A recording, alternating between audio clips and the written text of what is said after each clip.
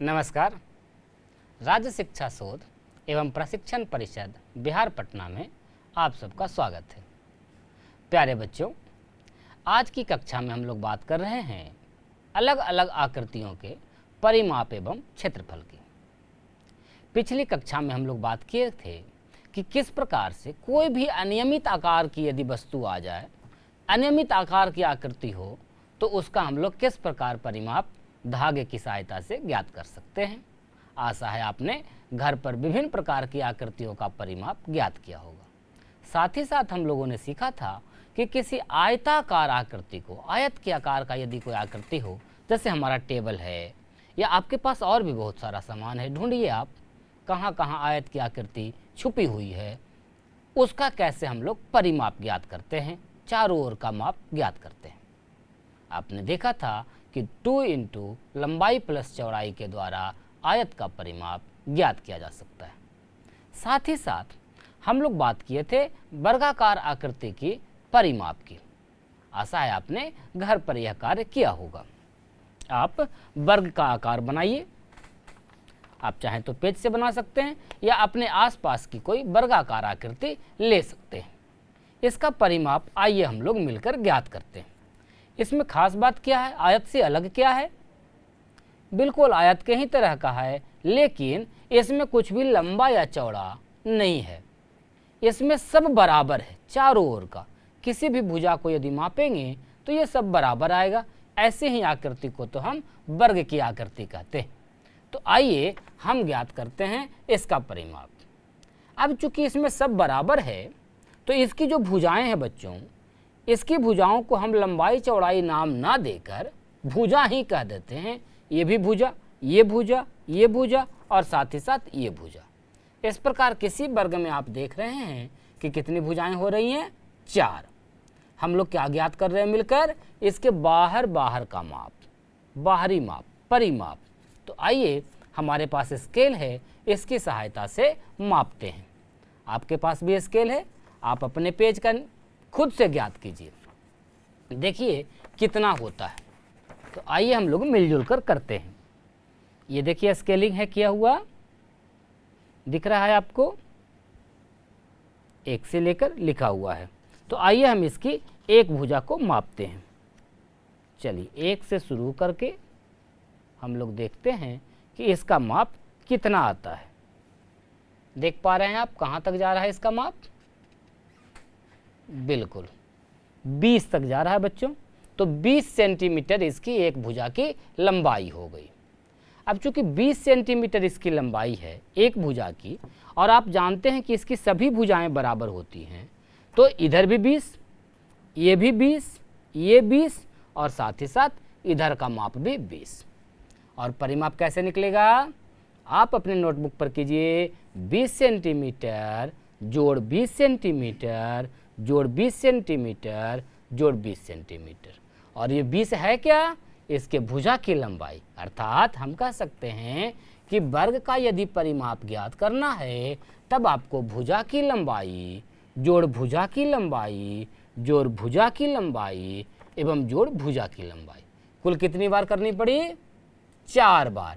अर्थात यदि किसी वर्ग की भुजा की लंबाई को 4 बार मापा जाए, 4 बार जोड़ा जाए, तो उससे वर्ग का परिमाप ज्ञात हो जाता है। और एक ही चीज को बार बार जोड़ने की क्रिया को ही गणित में हम लोग कहते हैं गुणा करने की क्रिया। तो जिस प्रकार आयत का परिमाप हम लोग ज्ञात किए थे, वर्ग का परिमाप भी ज्ञात हो गया बच्चों, 4 गुणा भुजा। आप खुद से इसका डेरिवेशन करेंगे। जिस प्रकार हम लोग आयत का किए थे, तो आप खुद से वर्ग का परिमाप ज्ञात करें एवं इसका फॉर्मूला भी प्राप्त करें। आशा है आप आयत वर्ग क्या किसी भी प्रकार का आकार हो, त्रिभुज का आकार हो, अनियमित आकार हो, उस वस्तु का, उस आकृति का परिमाप आसानी से ज्ञात कर पाएंगे।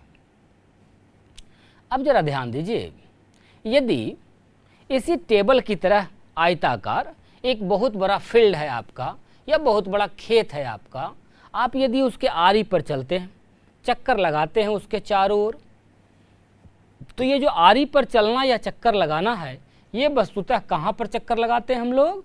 आकृति के चारों ओर, बाहर बाहर, और किसी बंद आकृति के बाहरी जो माप है उसे ही क्या कहते हैं? परिमाप। तो कभी कहीं कोई चक्कर लगाने की बात हो, या बगल बगल तार घेरने की बात हो, या बगल में यहाँ हम अगर साटें, कागज, लैस बनाएं, ऐसा कोई भी काम करें जो किसी आकृति के बाहर बाहर चारों ओर हो, बंद आकृति को हो, तो उस स्थिति में हम हमेशा परिमाप की गणना करेंगे। अर्थात चक्कर का मतलब ही है, बाहरी माप का मतलब ही है परिमाप। तो यदि कहीं कहा गया है कि कोई व्यक्ति अपने खेत के चारों ओर चक्कर लगा रहा है, तब आप समझिए एक चक्कर का मतलब परिमाप का माप। और यदि उसे 2 से गुना कर देंगे तो 2 चक्कर हो जाएगा, 3 बार गुना करेंगे तो 3 चक्कर हो जाएगा। एक पूरा चक्कर जहाँ से शुरू किए वहीं यदि अंत कर दें तो उसे ही हम लोग कहते हैं परिमाप। प्यारे बच्चों, आइए कुछ और महत्वपूर्ण तथ्य पर हम लोग बात करते हैं। हमने लाया है आपके लिए ये छोटी छोटी आकृतियाँ, टाइल्स की तरह की, समझिए कि टाइल्स है, और इनका माप हम लोग मानकर चल रहे हैं 2 सेंटीमीटर एवं 1 सेंटीमीटर। जिधर का भाग ज़्यादा लंबा है उसे हम 2 सेंटीमीटर कह रहे हैं, और जिधर का भाग कम लंबा है उसे हम लोग 1 सेंटीमीटर कह रहे हैं। ये देखिए सब आयताकार हैं, और हमारे पास हैं टोटल 1 2 3 4 5 6 7 8 और 9। आप समझिए कि छोटे छोटे 9 टाइल्स हैं जिसकी लंबाई 2 सेंटीमीटर एवं चौड़ाई 1 सेंटीमीटर है। आइए इसे हम अपने फर्श पर, अपने टेबल पर सजाते हैं। अब अलग अलग बच्चे अलग अलग ढंग से सजाएंगे, तो आप कुछ मित्र मिल करके ऐसी कोई टाइल्स किसी भी माप का ले लें और इसे सजाने का प्रयास करें। तो ध्यान दीजिए, एक बच्चे ने इसे कुछ इस प्रकार सजाया। ये देखिए, ये और ये।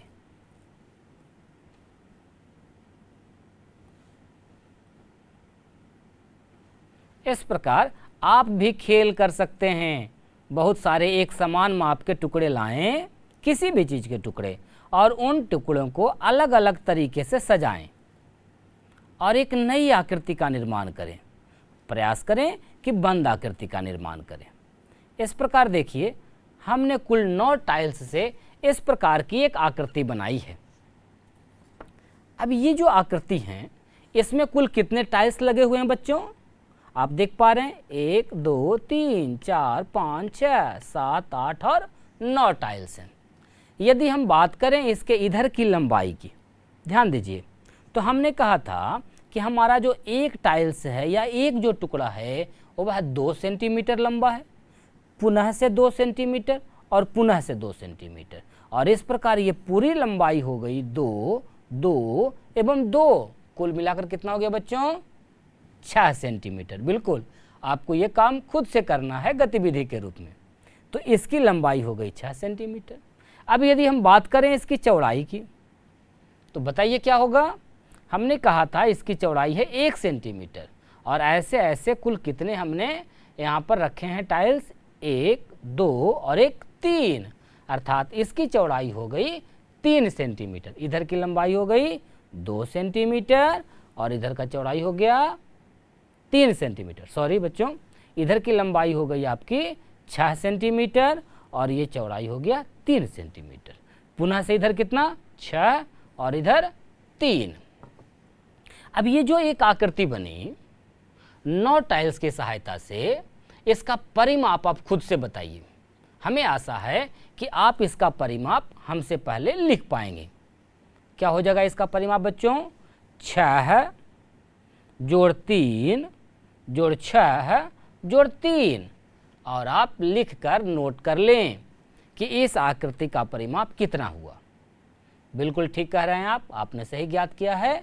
परिमाप इसका हो गया है 18 सेंटीमीटर, और हमने कुल टाइल्स का उपयोग किया है 9। अब इसी 9 टाइल्स को आप एक अलग ढंग से सजाइए, या अपने मित्र को दीजिए कि क्या इससे कोई और आकृति बन सकती है। किसी भी प्रकार का अलग अलग आकृति बनाइए और पुनः से उसका परिमाप ज्ञात करके देखें कि कितना आता है। आइए हम इसे एक प्रकार से और सजाते हैं। इस बार हमने इसे कुछ इस प्रकार सजाया है बच्चों, ये देखिए।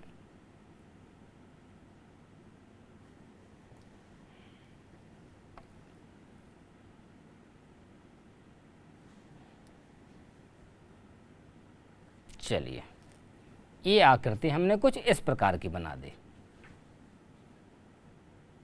इस बार भी हमने उन्हीं आकृतियों का उपयोग किया है। यदि इसका हम नाम टाइल्स दे दें तो उन्हीं टाइल्स का उपयोग किया है या उन्हीं वस्तु का उपयोग किया है।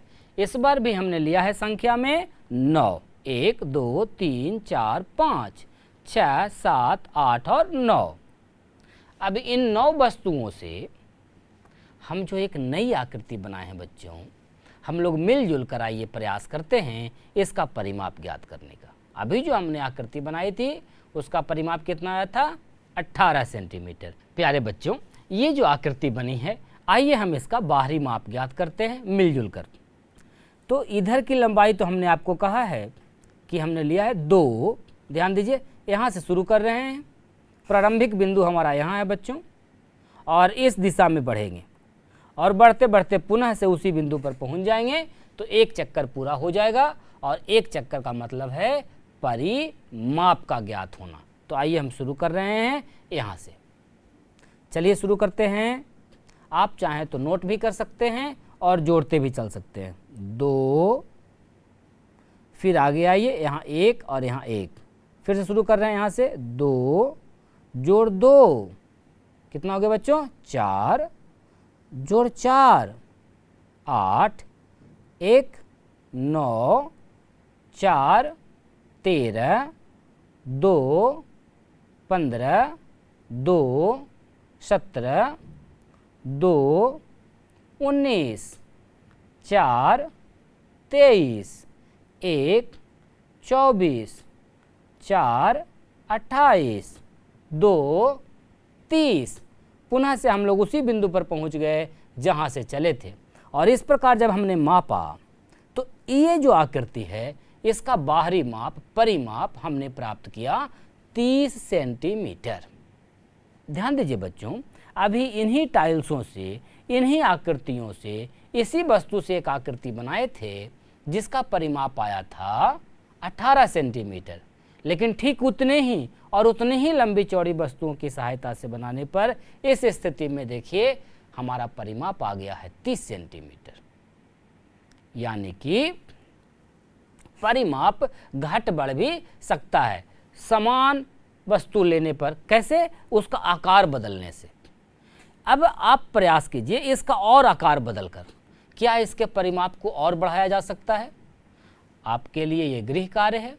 अपने दोस्तों के साथ मिलकर इस प्रकार का एक खेल के लिए कुछ वस्तुएं समान आकृति वाला जमा कीजिए और प्रयास कीजिए कि उसे अधिकतम परिमाप के साथ सजाया जा सके, और उस स्थिति में आपका परिमाप कितना आता है ये आप ज्ञात करें। अब इससे संबंधित कई प्रकार के अभ्यास के प्रश्न, कुछ प्रश्न हम लोग साथ में भी करेंगे। तो आइए अब हम लोग चलते हैं कुछ प्रश्नों को साथ में करने के लिए बोर्ड पर।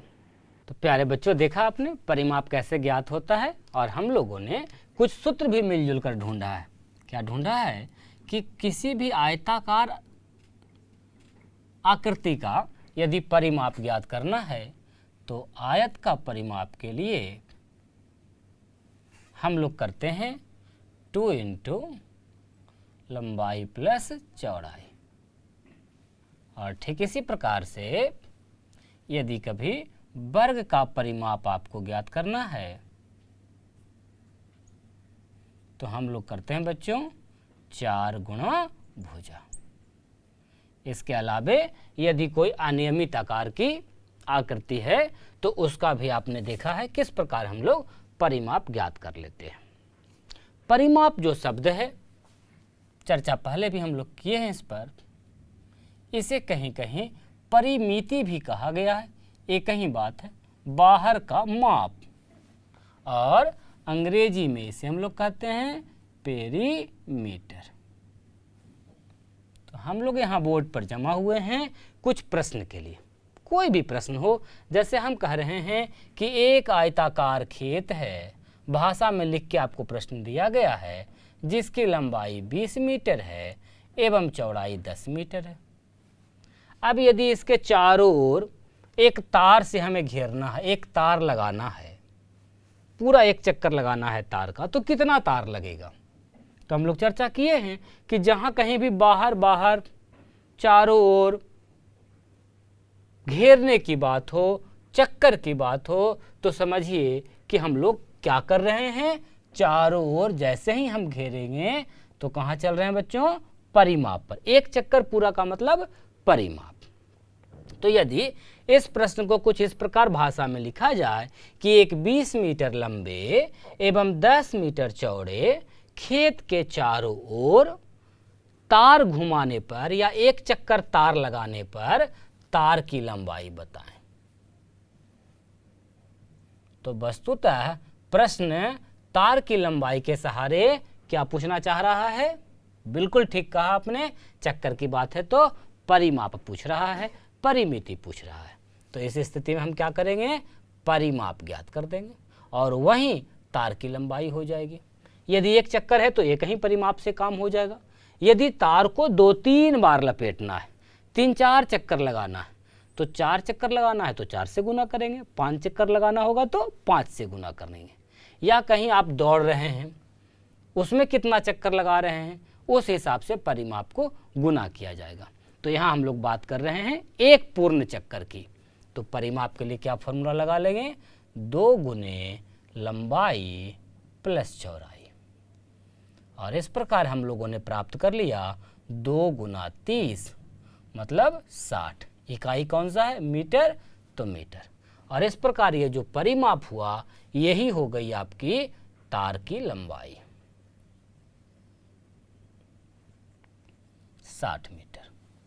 तो ऐसा कोई भी प्रश्न जब आपको मिले, आशा है आप बना पाएंगे। चलिए एक और प्रश्न हम लोग साथ में मिलकर करते हैं।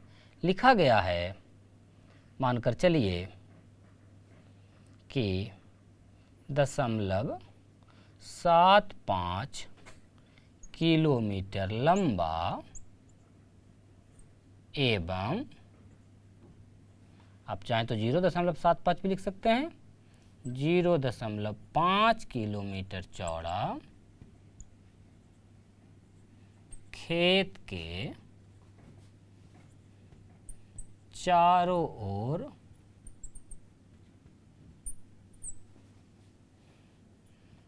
चार चक्कर लगाने के लिए कितनी दूरी तय करनी होगी? कितनी दूरी तय करनी होगी? इस प्रकार का कोई प्रश्न यदि है तो आप आसानी से बना सकते हैं। आप चाहें तो यहाँ जो किलोमीटर दिया गया है उसे मीटर में भी बदल सकते हैं या किलोमीटर में ही रखकर प्रश्न का उत्तर दे सकते हैं। जहाँ भी चक्कर लगाने की बात हो, चारों ओर घुमाने की बात हो, चारों ओर गोटा लगाने का काम हो, चारों ओर कुछ साटने का काम हो, हर स्थिति में हम लोग क्या ज्ञात करेंगे? परिमाप ज्ञात करेंगे। तो इस स्थिति के लिए क्या हो जाएगा बच्चों? परिमाप ज्ञात करेंगे हम लोग। और परिमाप के लिए हो जाएगा 2 × लंबाई प्लस चौड़ाई। हल करना आता है आपको, आप खुद से हल कर लें। क्या हो जाएगा? 1.25। समझ में आ रही है बात? आइए 2 से गुना कर लेते हैं। 2.50 क्या इकाई था? किलोमीटर। तो इस प्रकार हमने प्राप्त किया परिमाप, और परिमाप का मतलब कितना चक्कर हो गया बच्चों? एक चक्कर। यानी एक पूर्ण चक्कर करने में 2.5 किलोमीटर की दूरी तय करनी पड़ेगी। लेकिन प्रश्न पूछ रहा है कि कितना चक्कर पूर्ण करना है? 4 चक्कर। तो आइए हम निकाल लेते हैं। एक चक्कर पूर्ण करने का मतलब है 2.5 किलोमीटर। तो 4 चक्कर का मतलब हो जाएगा 4 × 2.5। अगर ऐसे आप गुना करेंगे तो हो गया 10 किलोमीटर। इस प्रकार आसानी से परिमाप से संबंधित, परिमिति से संबंधित कोई प्रश्न हो तब आप हल कर सकते हैं। बच्चों, आइए हम लोग इस प्रश्न को साथ में मिलकर करते हैं। इस बार प्रश्न हमारा कह रहा है कि 20 मीटर लंबे एवं 15 मीटर चौड़े खेत को बांस से घेरना है और घेरने का खर्च भी दिया हुआ है 5 रुपये प्रति मीटर, अर्थात 1 मीटर घेरने में 5 रुपये का खर्च आता है। तो प्रश्न है कि 500 रुपया में कितना बचेगा, मतलब जिसको खेत घेरवाना है उसके पास कुल 500 रुपये हैं। अब यदि वह खेत अपना घेरवा ले तो क्या 500 में कुछ बचेंगे या और लगेंगे? आइए हम लोग मिलकर ज्ञात करते हैं। क्या कहा गया है कि एक खेत है जो 20 मीटर लंबा है और 15 मीटर चौड़ा है। ये एक खेत हो गया, मान के चलिए 20 मीटर लंबा और 15 मीटर चौड़ा। क्या करना है, इसके बगल बगल बांस लगानी है। चलिए घेर लेते हैं बांस से। तो अब आप देखिए, बांस से जब हम इसको घेरेंगे तो कहाँ घेर रहे हैं, बाहर बाहर चारों ओर घेर रहे हैं। और ये बाहर बाहर जो चारों ओर घेर रहे हैं, इसी घेरा को, इसी माप को तो हम लोग क्या कहते हैं, परिमाप कहते हैं। अर्थात पूरा एक चक्कर यदि आपको घेरना है तो उसके लिए परिमाप से होकर गुजरना होगा। तो आइए हम ज्ञात करते हैं परिमाप कि कितना में बांस घेरना है, उसकी कुल लंबाई कितनी है।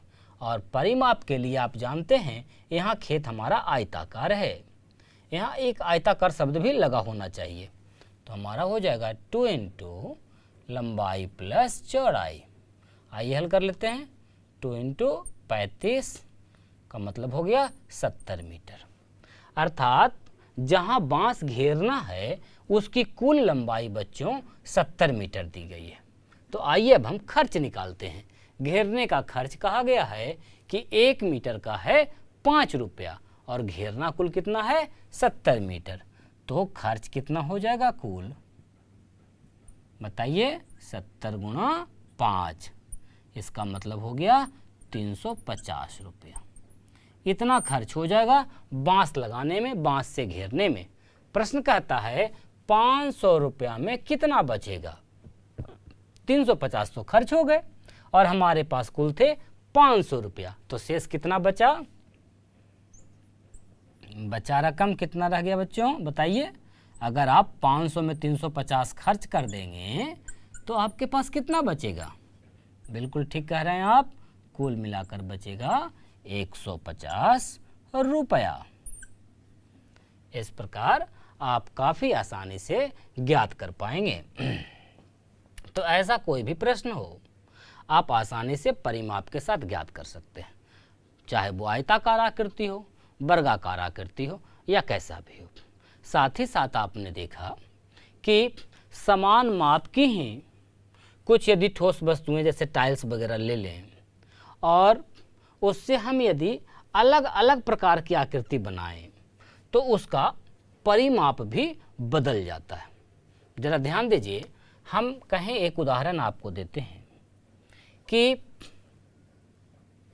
4 टाइल्स है, ध्यान दीजिए, इतना बड़ा एक टाइल्स लिया है हमने, 1 मीटर लंबा और 1 मीटर चौड़ा, या 1 फीट लंबा और 1 फीट चौड़ा।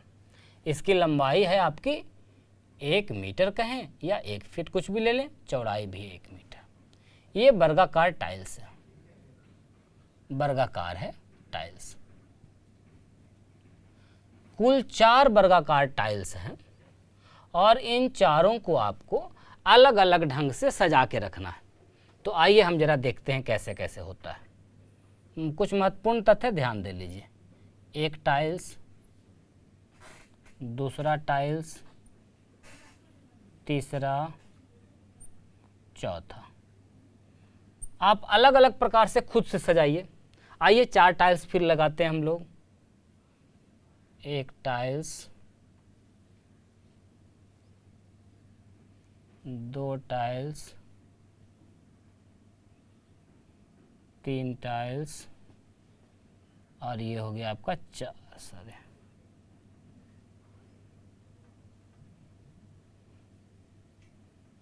चलिए चौथा टाइल्स हमने यहाँ लगा दिया।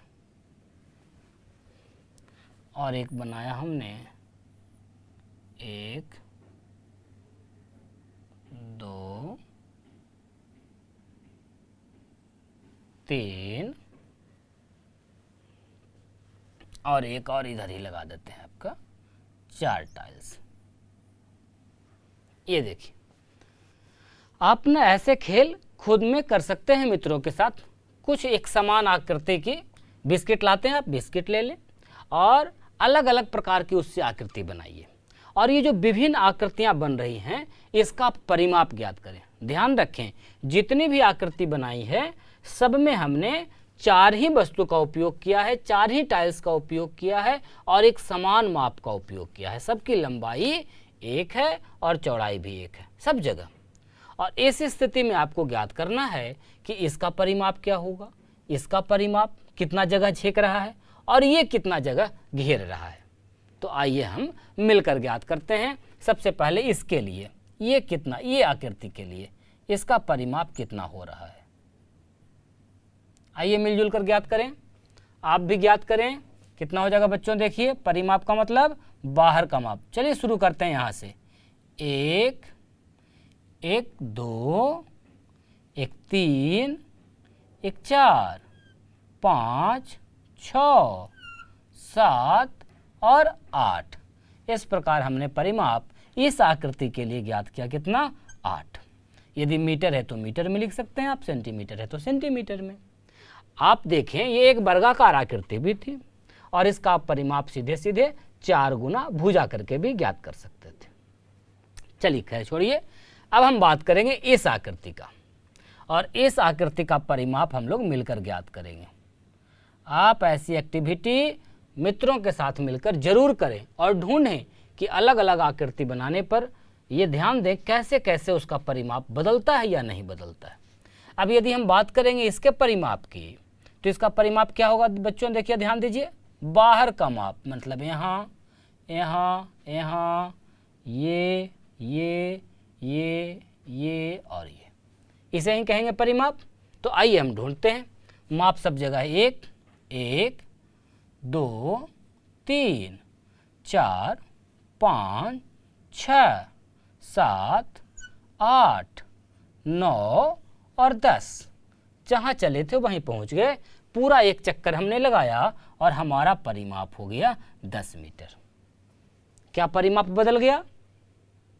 बिल्कुल। अब एक और आकृति है हमारे पास, आइए हम मिलकर इसका भी परिमाप ज्ञात करते हैं। इस स्थिति में कितना आता है, चलिए सीधे सीधे परिमाप ज्ञात करते हैं। यहाँ से शुरू कर रहे हैं बच्चों। 1 2 3 4 5 6 7 8 9 10। इस बार भी हमने परिमाप कितना ज्ञात किया, ध्यान दीजिए। 1 2 3 4 5 6 7 8 9 और 10 मीटर। इस प्रकार हमने अलग अलग आकृति बनाई एवं उनका परिमाप ज्ञात किया। अब आप क्या इससे अलग और भी कोई आकृति बना सकते हैं? खुद से बनाइए और उसका परिमाप ज्ञात कीजिए। क्या और अधिक परिमाप वाला आकृति बनाया जा सकता है इन्हीं 4 वस्तुओं से? ये आपके सोचने के लिए और आपके करने के लिए गृह कार्य है। अब इससे संबंधित जितने भी अभ्यास के प्रश्न आपके पाठ्य पुस्तक में हैं, खास करके परिमाप से संबंधित, उसे आप पूरी तरह बना लें। साथ ही साथ इस प्रकार के खेल, एक समान आकार की कोई वस्तु ले लें, बिस्किट ले लें या पेज यदि है तो उसको ले लें और एक समान आकृति का 5 समान, 10 समान, 12 समान, 9 समान लें और उससे अलग अलग आकृति बनाएं और प्रत्येक स्थिति में आप परिमाप ज्ञात करने का प्रयास करें। आशा है आपको गतिविधि काफ़ी मज़ेदार लगेगी एवं साथ ही साथ आप परिमाप सीख भी जाएंगे। तो अपनी पाठ्य पुस्तक के सारे प्रश्नों का अभ्यास कर लें। हम लोग जब मिलेंगे अगली कक्षा में तो हम लोग बात करेंगे क्षेत्रफल की। क्षेत्रफल,